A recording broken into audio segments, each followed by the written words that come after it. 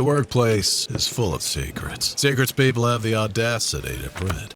Even if you're careful with printing, unfortunate incidents can happen, exposing your confidential documents to the wrong people. Well, Chris said that we were listed alphabetically, but we've all heard the saying, you save the best for last. Don't worry, I'm not going to put the room to a vote like the Best of Des Moines panelist version, because Dan House can sit over here and I do not like to lose. I'm going to throw it back about 80 ideas ago to the number one idea in the book today. The first one listed, which was Celebrate Your Past by Don Coffin. And I'm going to take you back to 1997, where the seeds of my lesson got planted. So I was sitting in an auditorium of a high school, and it was one of those 100-degree July nights, and no air conditioning. And it was our year-end athletic banquet. I played 4 sports, and this is the end of the 4th year. This is a big deal. Now, I only have one hand, and this is the end of the softball season. And I can tell you that having one hand and holding onto a softball bat with one arm, I was by far the worst hitter on our team.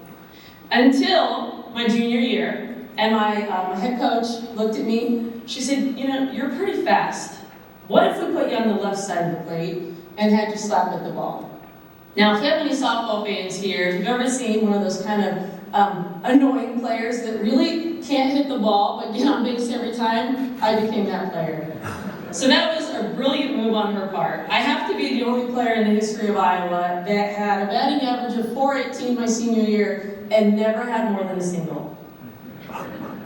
So I will say I was voted most athletic of my senior class, and that would be a title that would be hard to dispute. Because I worked very hard. I mean, I was dedicated beyond measure to success. I want to paint the picture for you. What that meant was I did not drink alcohol, I did not smoke, and I would not so much as take a sip of Dr. Pepper in high school. I skipped my after prom my senior year because I had a tennis match 4 days later, and I started wondering if the disruption to my sleep cycle might affect my game.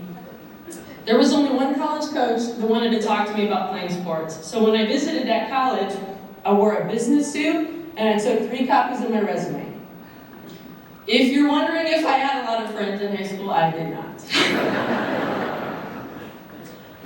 I saw an infomercial the summer before my senior year for something called Jump Soles, and it was some shoe attachment that was supposed to help you jump higher.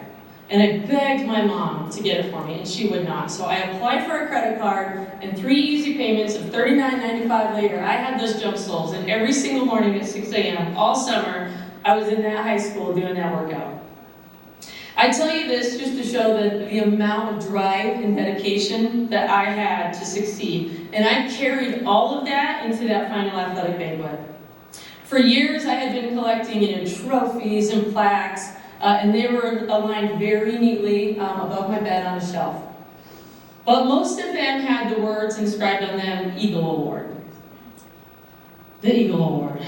The Eagle Award was meant to be given to those athletes who showed dedication and enthusiasm and spirit and good sportsmanship, which is just, that's awesome. And I had a lot of those. But in the last banquet of my last season, of my last sport, of my last year, I wanted something of value that night. I wanted more than anything to get that 8-inch gold-plated plastic little trophy that said most valuable player. I wanted everybody to see that I was painted with just a stroke of worth. It was undeniable that I was the most valuable. And I had carried a lot of dedication into getting that. So as the coach neared the end of the banquet, the procession of the trophies began.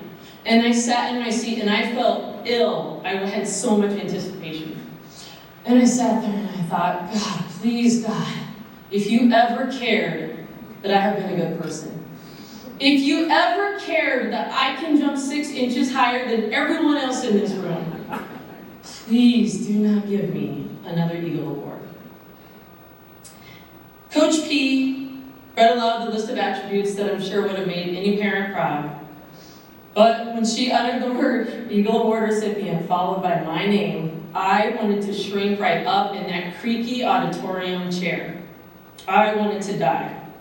And you know, as the years have passed, the awards have gotten heavier, both in shape and size and in what they represent. Now they're often etched out of walnut and glass, and they have words like distinguished and achievement. Some of them I have maybe earned, and some of them I probably haven't. This lesson, more than any other one in my life, was the hardest for me to learn. Years of trophies are now piled in my basement in a Rubbermaid tote.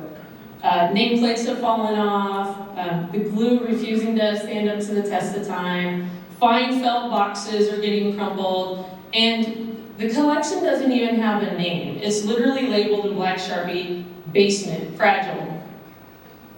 I realized in both the rejections and the celebrations of my life that the thing that I wanted so badly is just not real.